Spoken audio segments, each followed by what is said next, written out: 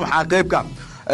kooxda kubadda cagta waqti caarkaasi waa mid kamid ah akademiyada ka dhisan degmada Boonder ee gobolka Banaadir akademiyadan waxaa la isweydiiyaa taa kuleeya maxay tahay sababta magacan kale oo gadaal oo kaga qoran yahay loogu magac daray hadba gudoomiyaha waqti caarkaasi taa kuleeya oo jooga wadanka Ingiriiska ciyaartooydan waa ciyaartooy gaaraysa ku dhawaad 35 ciyaartooy waxaana qalabka bixiya oo hadda gudoomiyina kooxdaas u ah oo lacagta fangareeya oo wadanka Ingiriiska lacagaasi ka soo dhiiba maxaa kaga baahanta gudoomiyaasi taariikh ceenkii ayuu ku leeyahay baad isboortiga waliba ogaaw akademiyadan waxa la yiraahdaa Meer Saro Xasan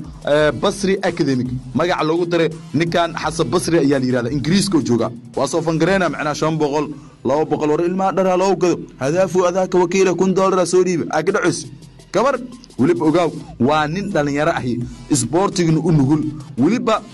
lacaga waqti caarkaas oo ciyaartooyda agabka isboorti asaga ayaa dhiibo waa gudoomiye wax qabad badan Ingiriiska UK hadda ku sugan kuleeto maalmaha soo adan qalab waa nin dhalinyaro ah isboortiguna u nugul waliba lacaga waqti caarkaas oo ciyaartooyda agabka isboorti asaga ayaa dhiibo waa gudoomiye wax qabad badan Ingiriiska UK hadda ku sugan